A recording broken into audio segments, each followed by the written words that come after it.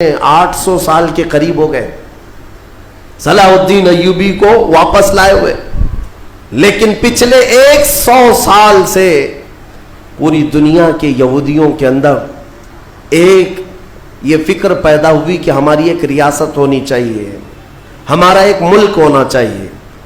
یہ مارے پوری دنیا میں پھر رہے تھے، ہٹلر نے ان کو مارا تو امریکہ میں چلے گئے، امریکہ میں مارے گئے تو برطانیہ میں گئے، برطانیہ سے فرانس میں گئے، جگہ جگہ یہ تھوڑے آباد ہوتے رہے۔ اور اس کے بعد پھر ان کے اندر ایک تحریک پیدا ہوئی 18ویں صدی عیسوی میں کہ تمہاری اپنی ایک ریاست ہونی چاہیے۔ تو ان کی اپنی ریاست، اتنا اپنا ملک چاہیے، کہاں؟ وہی مقدس زمین جو تمہارے باپ داداؤں کی ہے، کیونکہ یہودی یعقوب علیہ السلام کی اولاد میں اپنے آپ کو کہتے ہیں۔ تو اس سرزمین پر جانے کے لیے کوششیں کرتے رہے، لیکن فلسطین اس زمانے میں خلافت عثمانیہ کا حصہ تھی، جو ترکی کے بادشاہ تھے۔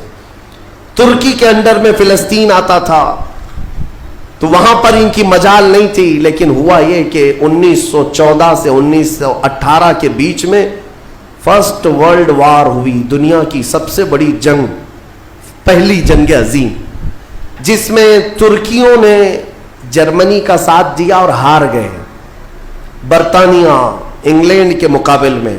تو ہارنے کی وجہ سے ہوا یہ کہ ترکی کی ساری خلافت ختم ہو گئی، خلافت عثمانیہ کے ٹکڑے ٹکڑے ہو گئے، 50 ملکوں پر ان کی اکیلی حکومت تھی، سب ٹکڑے ہو گئے، ترکی کو سب ختم کر دیا گیا، خلافت ختم کر دی گئی۔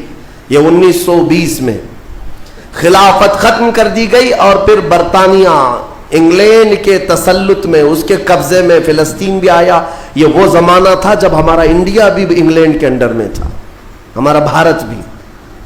برطانیہ ہر ملک فتح کرتے ہوئے اپنے اندر لیتے جا رہے تھے، یہ انگریزوں کی عادت تھی۔ تو فلسطین بھی ان کے اندر میں تھا۔ تو اب ان لوگوں نے یہودیوں کے لیے ایک عام اعلان کیا، ڈکلیریشن آف بالفور کہا جاتا ہے، ایک بالفور اعلامیہ، جس میں اعلان کیا گیا کہ دنیا بھر کے جو بھی یہودی ہیں وہ ہجرت کر کے یہاں آئے، انہیں گھر دیا جائے گا۔ 1921 سے پھر فلسطین میں ایک چھوٹی سی بستی میں ان کو بسایا گیا۔ 4000 لوگ پہلے آئے، 4000 لوگ آئے، پھر یہ ہجرت کا سلسلہ چلتا رہا یہاں تک کہ 1947 میں ان کی آبادی 36 لاکھ کے قریب ہو گئی، 30-35 لاکھ سے بڑھ کر کے آگے بڑھ گئے۔ اور اس کے بعد پھر 1948 میں ان ظالموں نے اقوام متحدہ UN کی مدد سے یہ اعلان کر دیا پوری دنیا میں کہ اب یہ فلسطین نہیں ہے، اس کا آدھا حصہ اسرائیل ہے، یہ ہمارا ملک ہے۔ بات در حقیقت یہ تھی کہ UN میں، اقوام متحدہ میں یہ بل پاس ہوا تھا کہ یہودیوں کو بھی رہنے دیا جائے، مسلمانوں کو بھی۔ اس فلسطین کے 2 ٹکڑے کیے جائیں گے، ایک مسلمان فلسطین بنائیں گے اور ایک یہودی اسرائیل بنائیں گے۔ آج بھی یہ اقوام متحدہ UN کا یہ بل آج بھی موجود ہے، اقوام متحدہ سے یہ بل پاس ہوا۔ یہودی تو مان گئے، لیکن پورے عرب کے مسلمان اس کے خلاف تھے کہ عربوں کے بیچوں بیچ ایک یہودی ریاست کیسے قائم ہو سکتی ہے؟ یہ ہمارا مقدس معاملہ ہے، مقدس سرزمین سے ہمارا تعلق ہے۔ احتجاج کرتے رہے، لیکن ان یہودیوں نے مال کے ذریعے، عورتوں کے ذریعے سارے عرب ملکوں کے جو بادشاہ تھے ان تک اپنا تسلط جما لیا۔ کئی ایسے عرب بادشاہ ہیں جن کی بیویاں یہودی ہیں، ان کے گھروں تک یہ پہنچ گئے اور ان کو ایسا نیوٹرل کر دیا کہ اب وہ فلسطین کے بارے میں بات نہ کریں۔ ہوا یہ کہ اسرائیل تو بن گیا، لیکن آج تک فلسطین نہیں بن سکا۔ فلسطین کا وجود دنیا نہیں دکھاتی، گوگل میں چیک کرو تو نہیں بتاتا، فلسطین کوئی جگہ نہیں۔ میرے عزیزو، ہر 10 سال پر یہ زمین کو ہڑپتے آج پورا وہ ارض مقدس جس کو فلسطین کہا جاتا ہے 90% یہودیوں کے قبضے میں آ گیا۔ اقوام متحدہ سے یہ بھی بل پاس ہوا تھا کہ آدھا کر لیا جائے، اسرائیل ایک ریاست، فلسطین ایک ریاست، لیکن بیت المقدس جو ہے، مسجد اقصیٰ، وہ دونوں کے انڈر میں نہیں رہے گی، یہ اقوام متحدہ کے انڈر میں، یہ خود مختار رہے۔ کیونکہ یہاں یہودیوں کا بھی تعلق ہے, عیسائیوں کا بھی ہے, مسلمانوں کا ہے, سب کو یہاں آنا جانے کی اجازت رہے گی, کسی کے انڈر میں نہیں رہے گا. یہ پاس ہوا تھا. لیکن آج حالات یہ ہے کہ اس بیت المقدس کی دیواروں پر, دروازوں پر یہ وحشی ظالم اسرائیلی بندوق تانے آج بھی کھڑے ہوئے. یہ جسے اندر جانے دیں وہ جائے گا.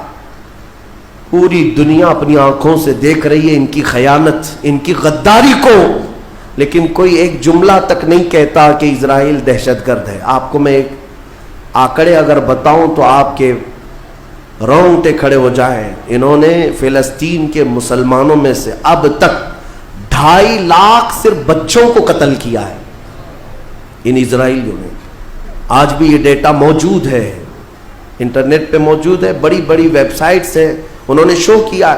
اقوام متحدہ کی بھی رپورٹ موجود ہے کہ فلسطین کے کتنے مارے گئے. ان دونوں کی جنگ میں 24 لوگ اگر مارے جاتے ہیں تو 23 فلسطینی ہوتے ہیں, 1 اسرائیلی ہوتا ہے. پھر بھی دہشت گرد فلسطین ہے, آتنکواد فلسطین ہے. میرے عزیزو, یہ دنیا جو دوہرا کھیل کھیل رہی ہے اس کو کون بتائے گا آخر؟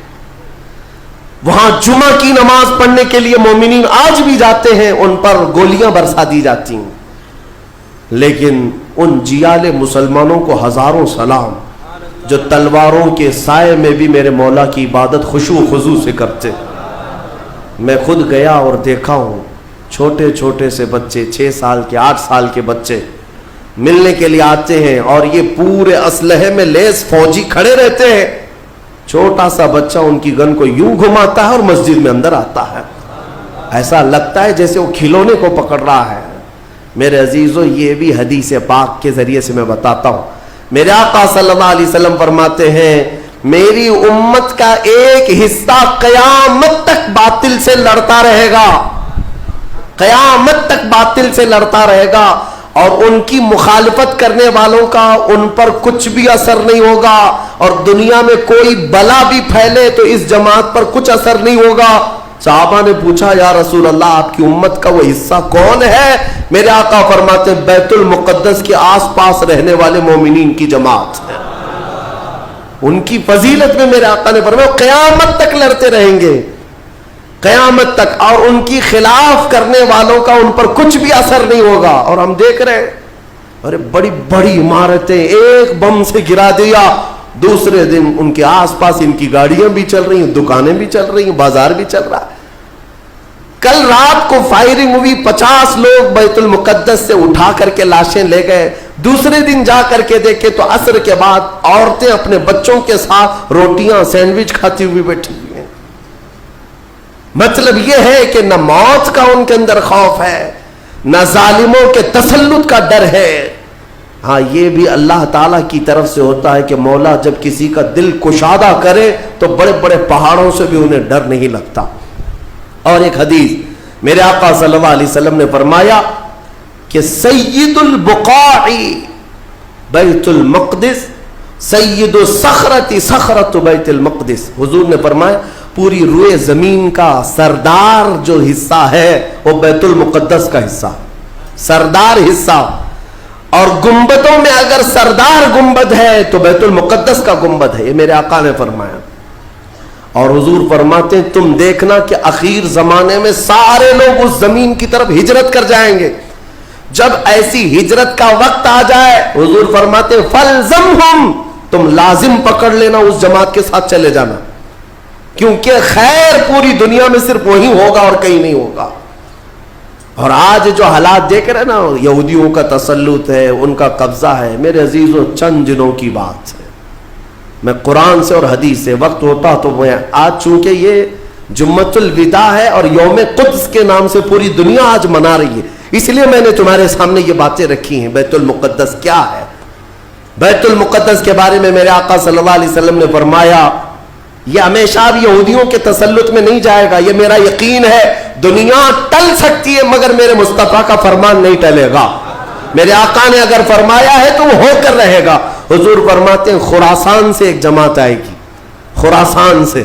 خراسان یہ افغانستان اور ایران کا کچھ حصہ ہے, جس کو پرانے زمانے میں خراسان کہا جاتا تھا.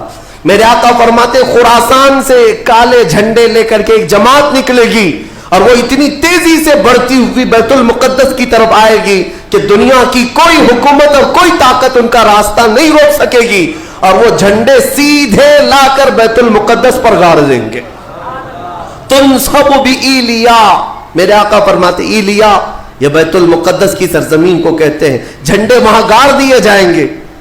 اور حضور اکرم صلی اللہ تعالیٰ علیہ وسلم نے یہ بھی فرمایا، جب تم دیکھنا کہ یہ یروشلم بیت المقدس دار الخلافہ بن جائے، دار الخلافہ کا مطلب راجدھانی، حکومت کرنے کی جگہ بن جائے، میرے آقا صلی اللہ علیہ وسلم فرماتے ہیں فقد دنت الزلازل والبلایا والامور، حضور فرماتے ہیں تو پھر دیکھنا بڑے بڑے زلزلے آئیں گے دنیا میں۔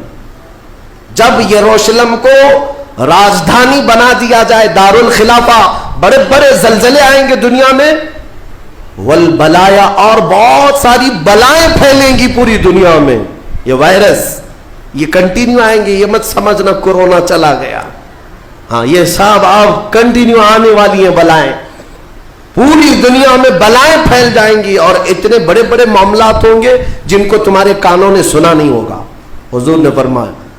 اور یہ دار الخلافہ سے کیا مراد ہے؟ محدثین نے اس میں الگ الگ بحثیں کی ہیں، لیکن میں آپ کو بتاؤں 2017 میں، ابھی 3-4 سال پہلے کی بات ہے، 5 سال پہلے، ان یہودیوں نے اپنی راجدھانی ڈکلیئر کر دی، یروشلم ہے، بیت المقدس ہماری راجدھانی ہے، اور سارے سفارت خانے جتنے بھی ایمبیسی ہیں انہوں نے سب وہاں پر منتقل کرنا شروع کر دیا، اور بیت المقدس کی سرزمین کو اپنا کیپٹل سٹی بنانے کا اعلان کر چکے۔ اور میرے آقا کی حدیث صادق آ رہی ہے، جب وہ راجدھانی بنے گی اب بڑے بڑے زلزلے ہوں گے، اور پوری دنیا میں بلائیں پھیلیں گی، اور بڑے بڑے معاملات ہوں گے، اور پھر اس کے بعد میرے آقا صلی اللہ علیہ وسلم فرماتے ہیں ایک دور ایسا آئے گا کہ اللہ ان کو ذلیل و رسوا کر کے اس زمین سے نکالے گا، اور ایک امام برحق کے جھنڈے تلے مومنین جمع ہوں گے۔ پوچھا گیا وہ امام برحق کون ہوگا؟ میرے آقا فرماتے ہیں وہ میری اولاد میں سے ہوگا، اس کا نام میرے نام پر ہوگا، اس کے باپ کا نام میرے باپ کے نام پر ہوگا، اور اللہ اس کو امام مہدی کی شکل میں بھیجے گا۔ ہاں یہ زمانہ بہت قریب آ چکا، یہ زمانہ بہت قریب آ چکا۔ میں بارگاہ رب العزت میں آج جمعۃ الوداع میں یہی دعا کرتا ہوں کہ مولا اگر زندگی کی سانسیں باقی ہیں تو امام مہدی کی فوج میں ہمیں جگہ عطا فرما، ان کے جھنڈے تلے مولا ہمیں امن و امان عطا فرما دے، دنیا سے ظالموں کے چنگل سے مولا ایمان والوں کو آزادی عطا فرما، کفار و مشرکین کے تسلط سے مومنین کو آزاد فرما دے۔ اے رب ذوالجلال احسن الخالقین، اس ماہ مبارک میں اگر تو ہمیں مولا ان راتوں میں ان دنوں میں عبادتوں کو قبول کیا اور بھیک میں کچھ دے تو مولا صرف اتنا دے دے کہ پوری امت کو مولا خیر و عافیت عطا کر دے، کھوئی ہوئی عزت و وقار عطا فرما دے، ہمارے ناحق قید کیے ہوئے بچوں کو مولا آزادی عطا فرما دے، بے قصور جیلوں میں بند ہمارے بچوں کو مولا آزادی عطا فرما